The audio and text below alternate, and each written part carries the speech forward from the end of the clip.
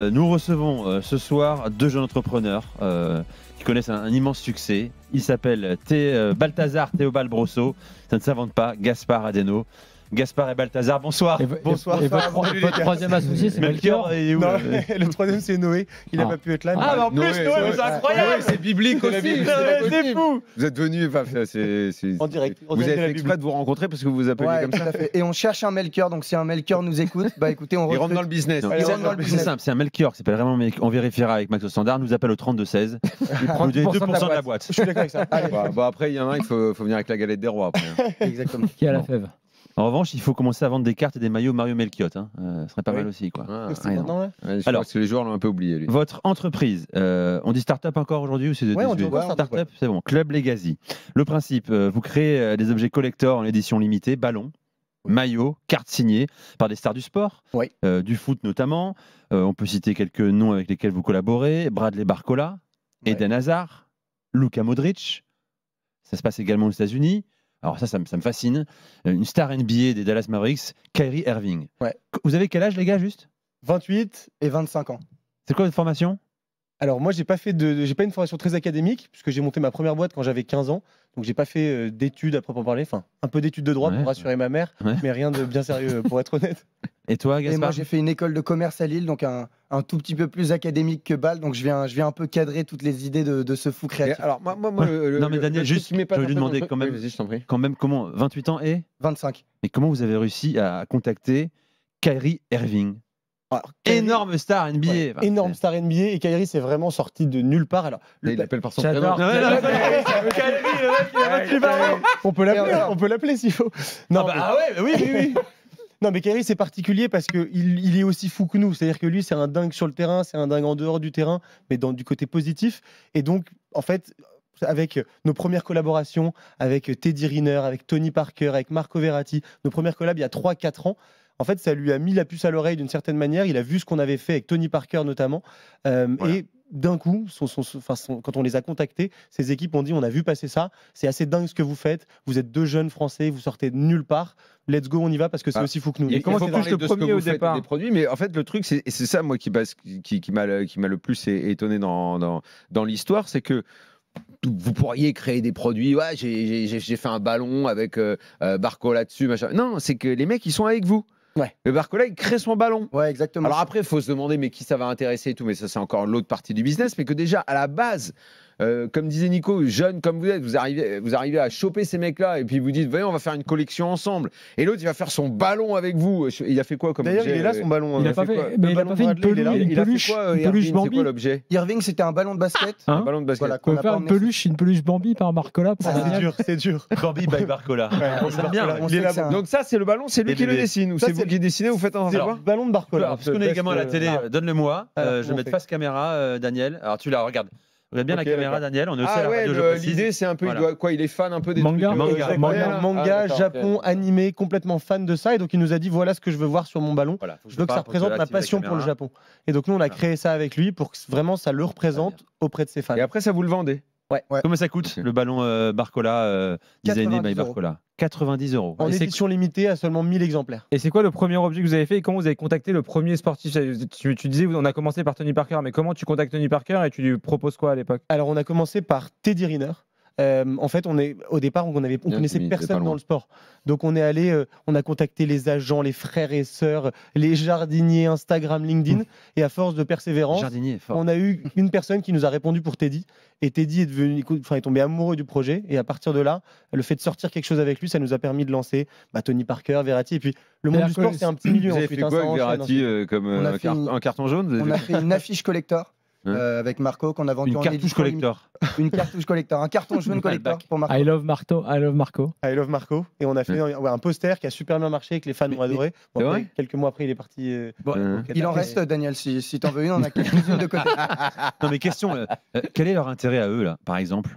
Ils sont intéressés sur les ventes parce que si vous vendez, même si vous vendez 1000 ballons, ça va pas changer sa vie à lui. Aujourd'hui, on le sait, c'est des joueurs qui gagnent beaucoup d'argent. Nous, vraiment, c'est un deal d'image, c'est un rapprochement avec les fans. En fait, on propose des objets à leur image. Ils prennent vraiment le contrôle du merch, qu'ils ont jamais pu créer jusque-là. Le merch, précision quand même. Précision, c'est des objets collecteurs, donc des ballons customisés, des maillots, des cartes. Et donc en fait, c'est un projet pour leurs fans, à leur image. Donc vraiment, c'est pas pour l'argent qu'ils le font, mais bien pour se rapprocher et offrir un objet nouveau aux gens qui les suivent. Mais il doit y avoir des joueurs qui vendent plus que d'autres. Par exemple, c'est pas insultant de dire que Verratti, à mon avis, il a plus de fanbase, il a une fanbase plus grande que Barcola pour l'instant. Barcola aujourd'hui, je pense. Barcola, il donne des jeunes, Barcola. En fait, Barcola, c'est gros en ce moment. Il y a à la fois le nombre, donc tu vois, ce qu'on va suivre, c'est par exemple le nombre de followers sur les réseaux sociaux. Forcément, s'il y en a des millions, c'est un athlète qui est beaucoup suivi. Mais tu as aussi l'engagement. Tu as des athlètes comme Barcola qui sont pas forcément les plus connus aujourd'hui. Il n'a pas encore le nombre de fans de Marco, mais en revanche, c'est un joueur quand même qui a rayonné au parc cette année. Et donc, typiquement, dans les jeunes fans du PSG, il y a beaucoup de fans de Barcola, donc il a un engagement fort. Et c'est 1000 exemplaires, c'est 1000 exemplaires maximum à chaque fois où vous allez. En fait, ce sera toujours une édition limitée et le chiffre, il va être déterminé avec l'athlète. Typiquement, Teddy, on avait fait 777 exemplaires parce que son chiffre préféré, c'est le numéro 7. Donc voilà, à chaque fois, ce sera un nombre d'exemplaires différents, mais toujours en édition. C'est quoi l'objet de Teddy Riner? Teddy, c'était une affiche. Ouais, à l'époque, on faisait que des affiches. Quand on a commencé les premiers produits, c'était les affiches avec Teddy, avec Tony Parker et Verratti. Et ensuite, on s'est dit qu'il fallait aller plus loin, créer des choses encore plus fortes. Les objets, à la limite, je comprends plus. Un ballon Barcola, pour le mec qui est fan de Barcola, où il est content. Après, et on a fait le maillot. Je sais pas si l'autre jouait avec parce qu'il va l'abîmer et tout. Mais non, c'est plus des objets de collection. Un objet de Après, déco, les gens jouent parfois avec. On a aussi fait des maillots plutôt lifestyle qu'on porte dans la vie de tous les jours avec ces joueurs-là. J'ai vu la photo avec Luka Modric, le maillot Luka Modric. Luka Modric aussi, vous l'appelez. Vous l'appelez comment, Luka? Vous l'avez au téléphone? On l'appelle Luka. Lukita. Mais son surnom encore. Lukita. Vraiment? Non, on l'appelle Luka. Et vu sa carrière, on devrait l'appeler Monsieur Modric, je pense, Luka, quand on l'encontre. Et Modric, donc pareil, vous l'approchez, vous réussissez à le toucher. Modric, en fait, c'est les noms que vous avez qui m'épatent. Comment Modric alors? Modric, c'est encore plus fou que ça. C'est qu'on a mis un post sur LinkedIn pour annoncer une de nos collabs avec Raphaël Varane il y a quelques années. Et c'est l'agent de Modric qui nous a contacté et qui nous a dit ça m'intéresse un peu ce truc-là, on aimerait faire des choses pour Luka. Donc Luka, c'est encore plus. Et justement, est-ce que ça valide pas votre idée quand vous voyez que des entourages eux-mêmes vous contactent? Ah bah c'est hallucinant pour nous. Parce que d'habitude, tu es obligé d'aller chercher un peu les collabs. On continue d'aller chercher, je te rassure. Mais quand certains agents viennent nous voir, ce qui est vrai, c'est que c'est un aboutissement, un accomplissement de dingue. Et Modric, c'est un projet qui le rajeunit. En fait, les joueurs de foot pro, ils ont beaucoup posé avec des paquets de chips où ils savent à peine le produit qu'ils vont découvrir. Honnêtement, on parle à des agents, ils nous disent, avec Lukita, la semaine dernière, on était en shoot, ils savaient à peine le produit qu'il allait montrer pendant le studio, donc ils prennent des photos, ça se voit sur leur visage qu'ils savent à peine pourquoi ils font de la pub. Nous, ils voient le produit en amont, ils le créent avec nous, ils donnent des feedbacks pour que le produit leur ressemble vraiment. Donc je pense que c'est pour ça qu'ils acceptent de bosser. Et c'est quoi le Modric? Modric, on a fait du coup un ballon avec lui, un maillot et du coup des cartes à collectionner qui sont dédicacées. Et on vous a apporté des cartes à collectionner d'ailleurs pour vous montrer. Par contre, je suis pas sûr que si Lukita, comme vous l'appelez, écoute l'after, il kiffe que vous l'appelez Lukita. Non, mais surtout en ce moment, c'est pas la folie. Le Real, vas-y. On va l'appeler Luka. On lui donne des surnoms comme ça. Donc vous avez levé 2 millions d'euros en 2023. Ah oui, parce que vous avez fait la fameuse émission là. Alors ça, c'est pas ça.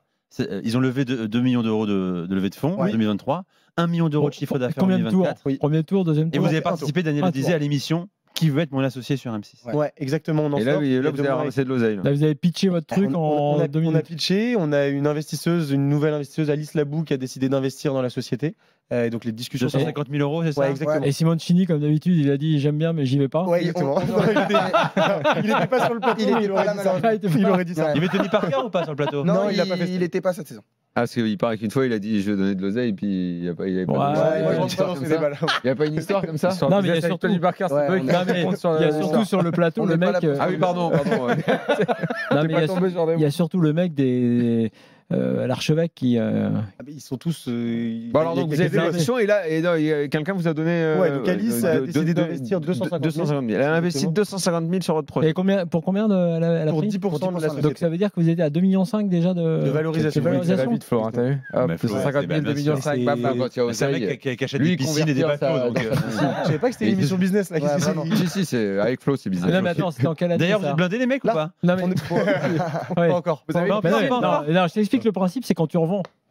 Quand ils vont revendre leur business, c'est fini, ça arrête de bosser. Pour l'instant, on veut créer vraiment. Alors, il y a un Sébastien qui dit sur le chat Daniel est intéressé par un mug à café Verratti. Sache, Sébastien, que je l'ai déjà. Le mug Verratti, je l'ai. Le soir, en rentrant, mais il y a des clubs dedans. Ouais, mais Daniel, il y a des clubs et de la chambre dedans. Non, mug Verratti, numéro 6, machin, je l'ai à la maison déjà. Eden Hazard, c'est quoi le produit Eden Hazard? Avec Hazard, on a fait une collection complète, donc ballon, carte, maillot. Et une chope de du bière. coup, vraiment pour célébrer sa carrière avec l'équipe de Belgique, avec Chelsea surtout en particulier. Et c'est un super produit. En fait, on s'est rendu compte, même avec Modric, avec Hazard, on se rend compte que les fans de l'athlète, mais de son pays, donc vraiment ses compatriotes, c'est eux les fans numéro 1. Donc tous les Croates partout dans le monde ont acheté les produits de Modric, les Belges partout dans le monde, aux États-Unis, au Canada. Est-ce que l'édition limitée, c'est pas un regret? Le fait. Non, c'est de la valeur, certes, mais quand tu es limité aussi sur le prix, tu es à 777 x 90, tu sais que c'est fini, t'as une finitude. L'objectif, c'est vraiment de créer un lien entre Eden et certains de ses grands fans. En plus, quand ils achètent un produit, ils peuvent trouver un ticket d'or dans leur commande. Un peu comme dans Charlie la chocolaterie, le ticket d'or qu'on pouvait trouver dans les tablettes de chocolat. Et s'ils ont ce ticket d'or dans la commande, ils ont accès à des expériences. Par exemple, une visioconférence avec Eden, ils peuvent gagner des objets dédicacés. Donc il y a vraiment l'idée de restreindre les quantités, même si on n'en fait pas non plus 10, pour que ces fans ils aient un sentiment de proximité. Pas comme les réseaux sociaux ou un simple poster qu'on arrachait des magazines quand on était jeune. On a plusieurs suggestions sur le chat. Il y a Christian Lagarde qui demande s'il y aura un ballon Everton Santos, l'ancien joueur du PSG. Tu te rappelles de Everton et Souza? C'est un peu tôt pour nous. Là. Et Kevin demande s'il y aura un melon Roten spécial. Sinon, nous, on a un spécialiste business qui sait voir quand les entreprises marchent ou pas. C'est Jimmy. Jimmy, sinon, il est en train de se dire. Il nous en a vendu pas mal depuis. Pourquoi j'ai pas fait ça? Où il venait, il disait. Mais c'est une excellente idée. Moi, j'aime beaucoup le concept. Non, mais là, quand tu faisais les cartes, franchement, tu m'as vidé la tête avec les cartes. Je t'ai rien dit, je t'ai rien demandé. Rigole ou quoi? Laisse-moi tranquille. J'ai plongé tout seul.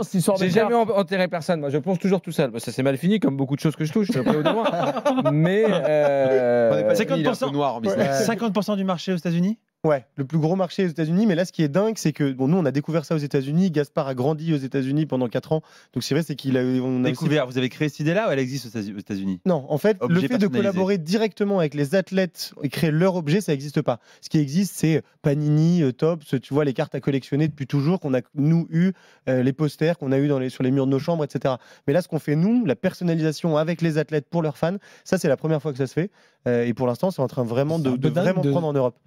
Et pour Irving, vous êtes allé aux États-Unis physiquement pour le voir, pour gérer. Kairi, le problème, donc à chaque fois qu'on fait une collab, on rencontre les athlètes. On va Kairi par contre. Je te dis, j'y arrive pas. Kairi, c'est trop pour moi. Non, vas-y, c'est très bien. Mais donc à chaque fois qu'on fait une collab avec un athlète, on le rencontre. En fait, on fait une séance de dédicace où il va signer les objets. On prend quelques photos de lui avec sa collection aussi. Donc si vous le voulez, on pourra vous donner quelques insights sur un peu comment sont Eden, les gars comme Varane, etc., qui sont honnêtement tous très sympas. Kairi, il joue tous les 2-3 jours en NBA. Kairi Irving, donc c'était un peu plus compliqué de caler un shoot. Et en fait, vraiment, il s'est passé un truc de fou, c'est que avec son agent, ils nous ont dit le shoot, ça va être compliqué, mais vous inquiétez pas, on vous réserve un truc, on va trouver une manière de faire poser Kairi avec le ballon. Et donc la NBA, ça se joue à 2h du mat. Un jour, il y a quelques mois, on se réveille. Et là, on voit Kairi, il est arrivé à un match dans le tunnel avec son ballon, en train de dribbler avec, en conférence de presse d'après-match. Ah oui, il amène son ballon sous le bras et il l'offre aux journalistes à la fin. Ça vaut 1000 shoots en fait. Ça valait 1000 shoots. Mais lui, il n'est pas intéressé sur les ventes. Alors, du coup, à chaque fois, il y aura un pourcentage qui sera attribué ou à l'athlète ou très souvent à des associations dont ils sont parrains ou fondateurs. Typiquement, Kairi, il a tout reversé à des programmes de basket pour les jeunes aux US. Comme on le disait, les montants financiers, ils sont minimes pour eux. Donc, la majorité des cas, ce sera pour financer des assos. Teddy, c'était UNICEF. Varane, il a par exemple une asso qui s'appelle les Stages Varane. Donc là, tous les bénéfices étaient reversés à cet asso-là pour sa partie. Donc voilà, il y a évidemment un pourcentage qui leur est alloué. Souvent, c'est 50-50. Mais dans l'extrême majorité des cas, ils vont choisir de faire ça à but caritatif. Et vous donnez combien au Resto du Cœur? Comment on donne déjà la moitié de la partie de l'athlète. Et c'est quoi, ça correspond à quoi le nom, les Legacies? Alors, le club, du coup, évidemment, c'est l'impression de rentrer dans une famille. Le club, on a compris. Le sport, on est passionné. Legacy, c'est un peu l'empreinte que va laisser un athlète. On essaye de collaborer avec des légendes. Donc voilà. Non, mais dis-lui que ça veut dire héritage. C'est l'héritage, Legacy. Et alors, on peut pas l'expliquer à nos auditeurs? Si. On peut bien sûr. On doit considérer que tout le monde est bilingue comme nous. Il l'avait pas. Vraiment, il l'avait pas. Legacy, il l'avait pas. Quelle preuve, tu vois? Il était sur la légalité, il comprenait pas. C'est ça. Il vous reste à créer un objet after. Qu'est-ce qu'on ferait comme objet carrément. L'objet after en collection. On peut le faire. Ouais, on va le faire. On va y réfléchir. On va faire un truc pour les 20 ans de l'after. Il le faut. Et en 20 éditions. On va faire un pack mystère. On va faire un pack mystère avec des cartes à collectionner avec vos tronches. Donc là, on les ouvre, on peut tomber sur un gros des cartes dédicacées. Par contre, pour le shoot, moi, j'ai pas beaucoup de temps non plus, donc faut voir. Je vais peut-être le faire en conf de presse. Ouais, donc ça, c'est le pack mystère. Allez, c'est fini. C'est fini? Vas-y, C'est le pack mystère, c'est le tout nouveau produit qu'on vient de créer. En gros, c'est un pack aléatoire de 3 cartes collector et dedans, il va y avoir des joueurs, on ne sait pas qui c'est, il peut y avoir des signatures, donc c'est des cartes. Un pack aléatoire, tu l'ouvres et hop, Nico Jamin. Exactement. Hop, j'ai mis. Et Daniel, t'as qu'à ouvrir celui-là. Voilà, même s'il n'y a plus de. Je vais ouvrir, attends. Non mais les gars, allez, stop, c'est fini. Vas-y, ouvre. Moi, je suis sûr qu'il y a Luis Enrique. Très vite, Daniel. Très vite. On y va, t'as quoi? Putain, je vois pas, j'ai pas mis les Oh là là, il est vieux. Voilà. Bah, attends, je connais pas, c'est qui ça? Ouais, d'accord. Ah, Eden Hazard. Voilà, super. Ah ouais, Inzaghi signé. Avec Balthazar et Gaspard, merci Club Legacy. Un grand merci à vous. Merci à vous. Kamavinga, Dan. Et vous me direz ce que Daniel va croquer. Bah regarde, on voit que c'est Kamavinga là.